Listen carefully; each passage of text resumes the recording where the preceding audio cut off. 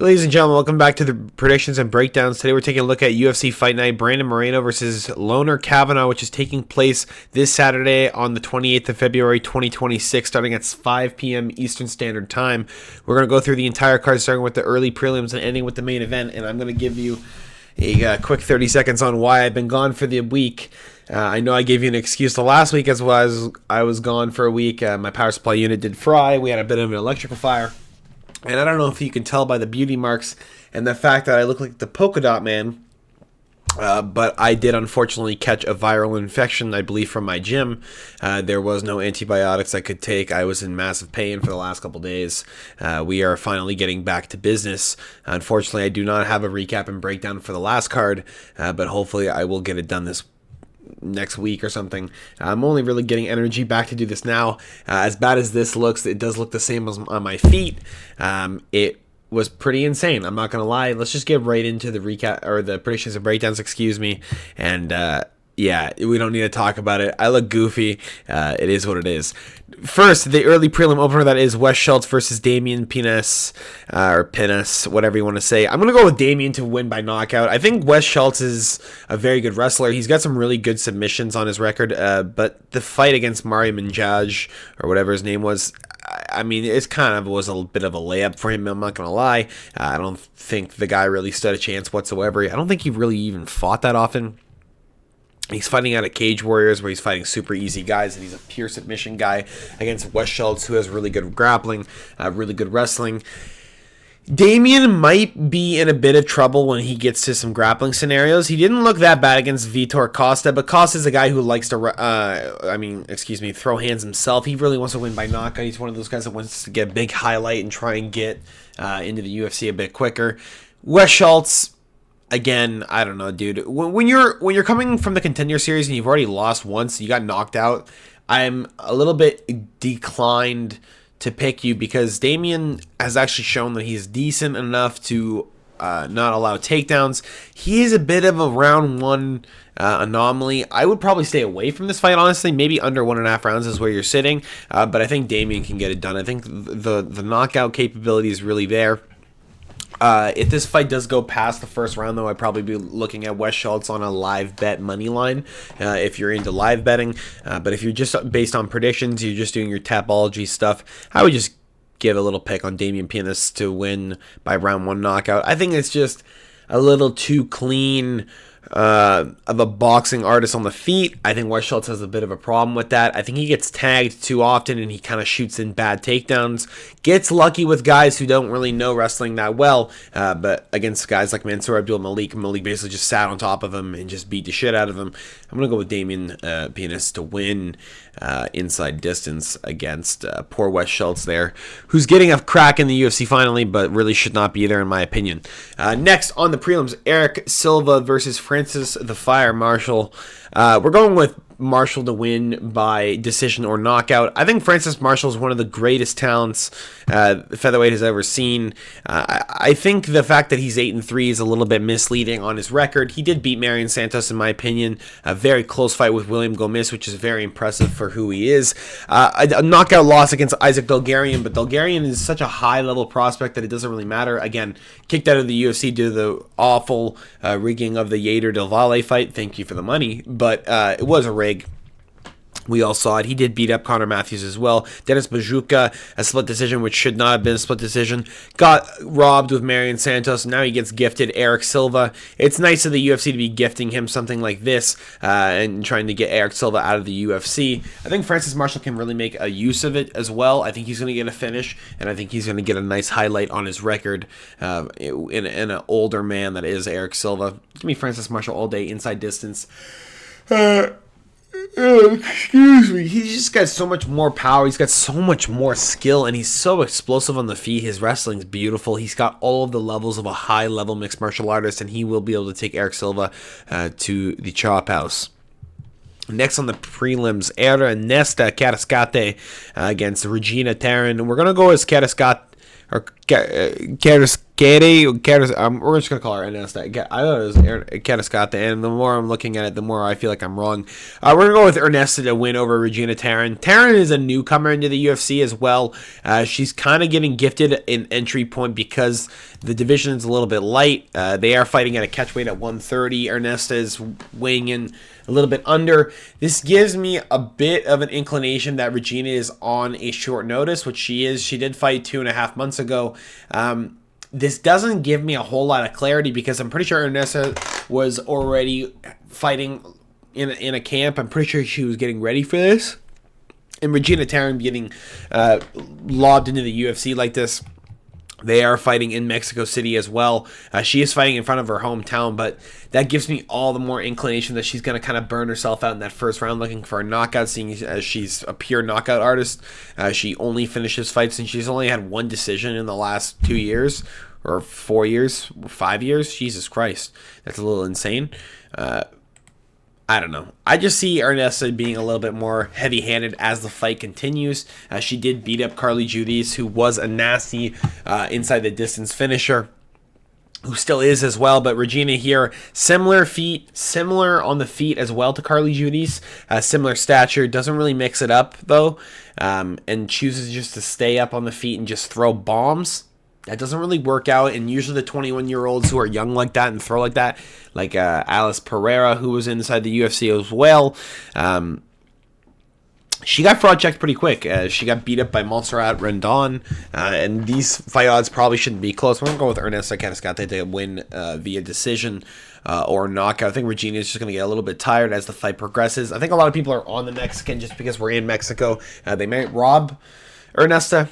I don't think so, though. I'm going to go with Ernesta to get it done on the scorecards, or by a late TKO finish if the odds do fall in her favor. Now, next on the prelims, we have Douglas Silva de Andrade versus Javier Reyes.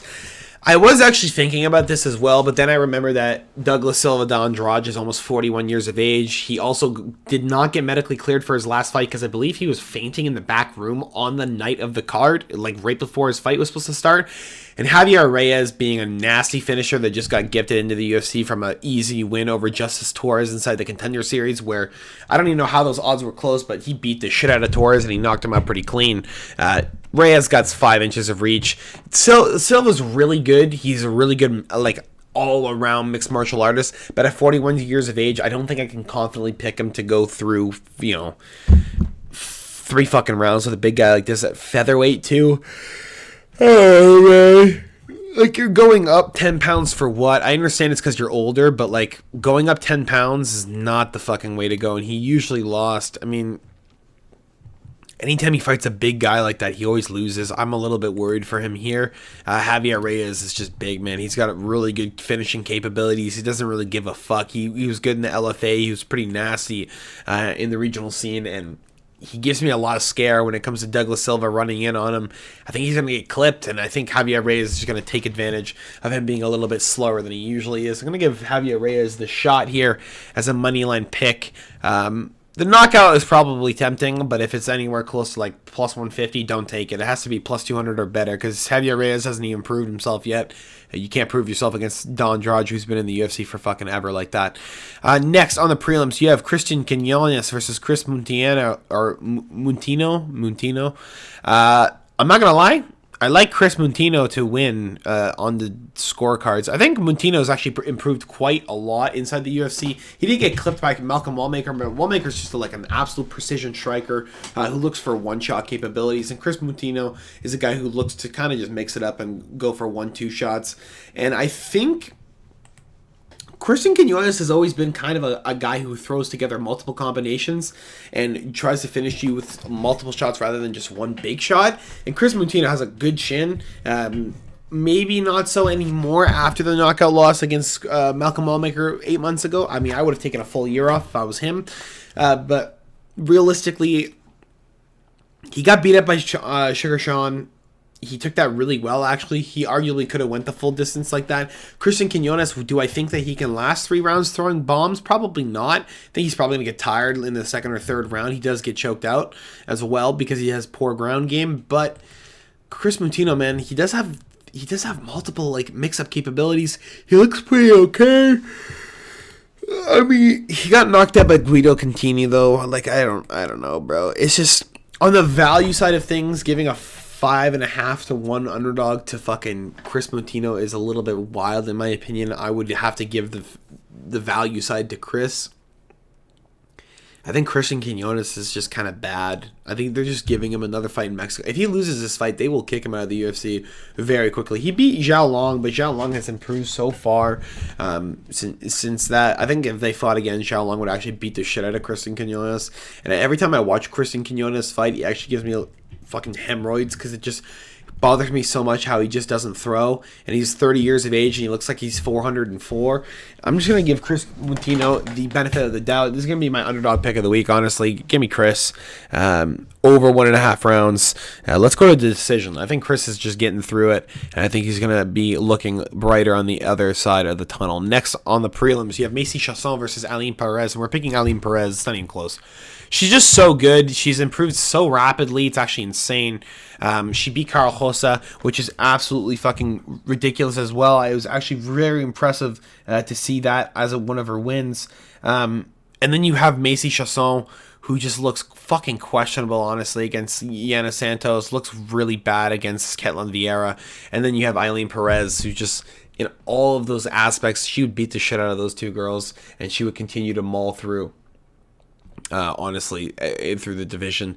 I think Aline Perez wins with flying colors, and I'm going to take her to win against Macy Chasson all day.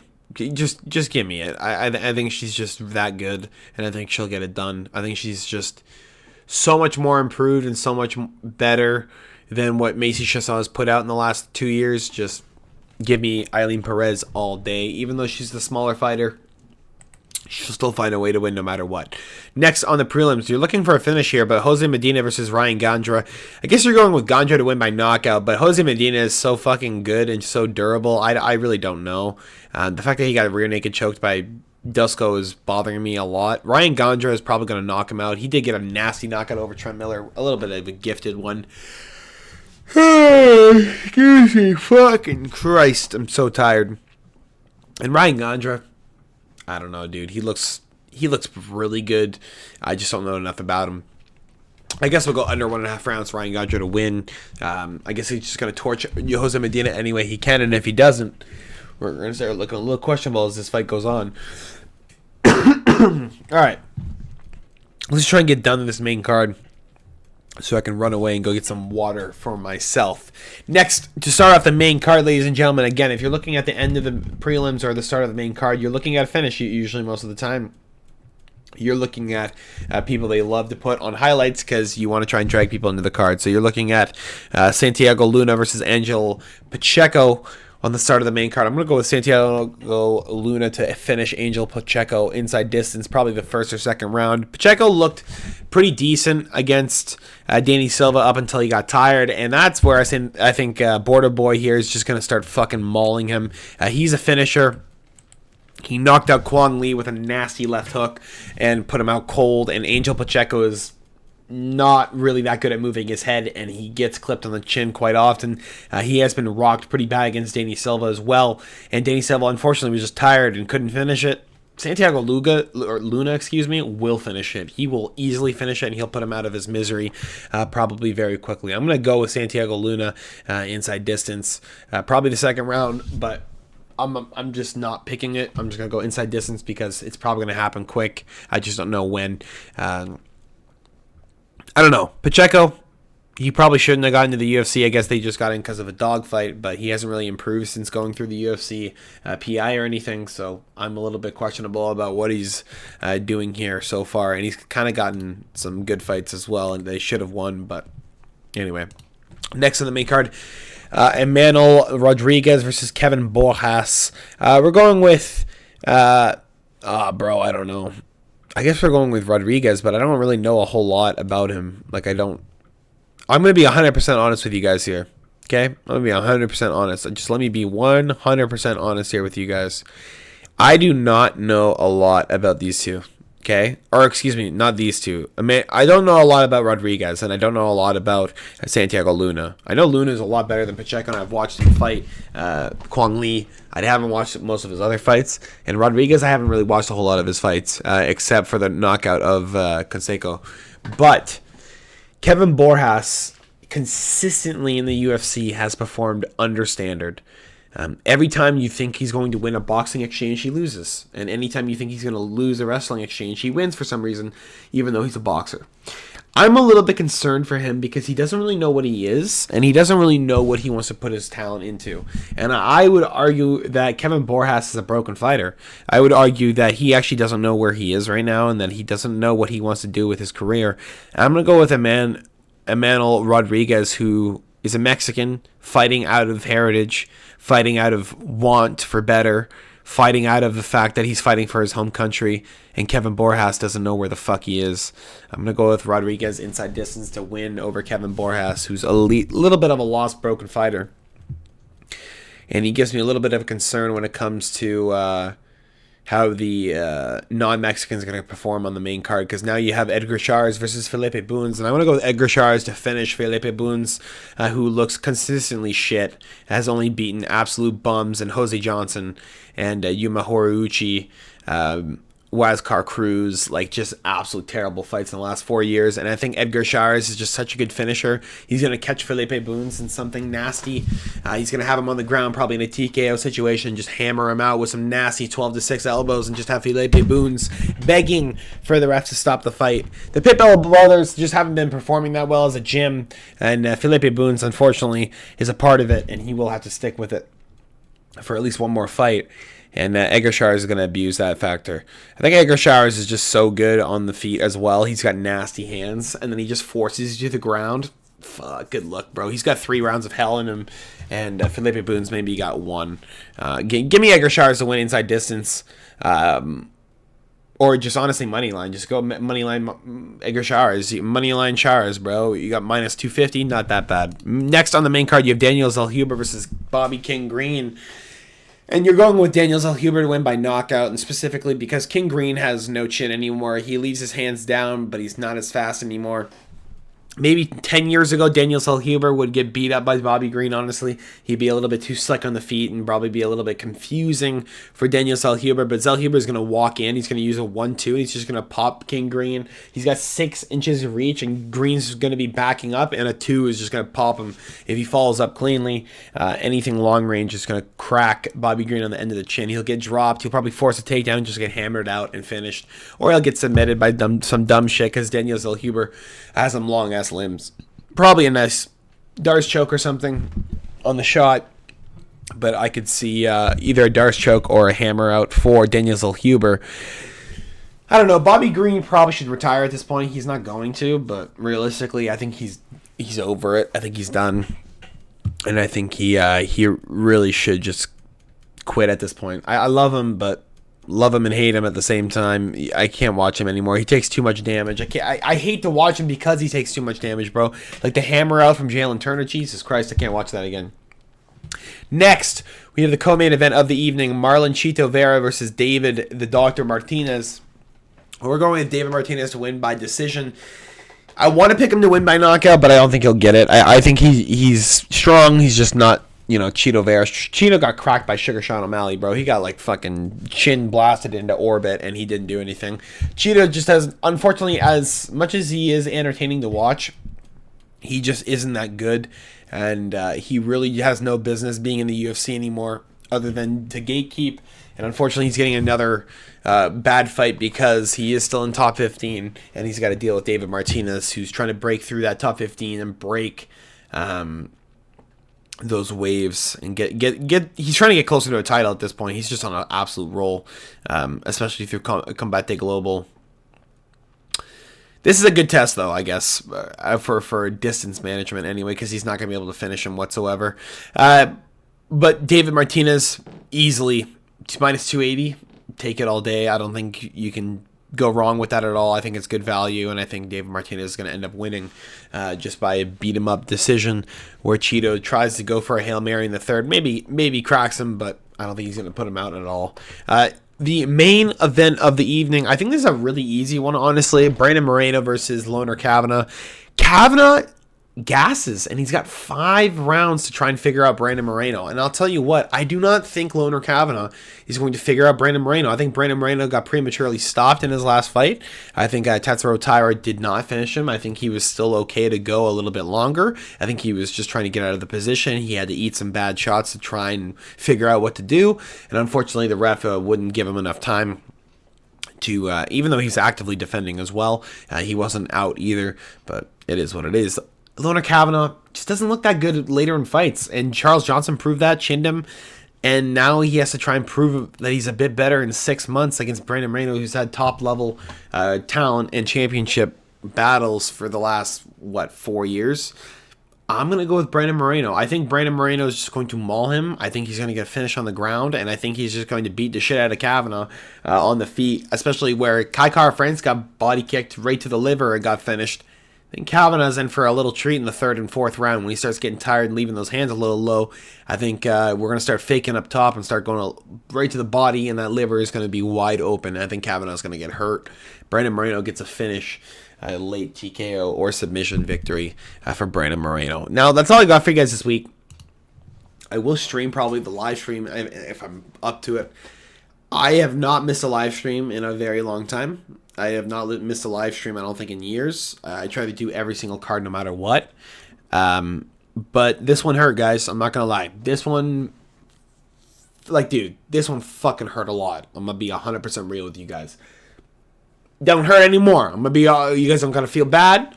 Don't hurt anymore. I'm over it. It did hurt, though. That's all I got for you guys this week. I'm sorry I did not do a recap and breakdown. I'm sorry I did not do the rest of those compilations. They will be done hopefully soon. I just didn't have the energy. I didn't have the pain tolerance. I just didn't. That's all I got for you guys this week. I love you guys. I'll see you guys all later. Have a fantastic rest of your week.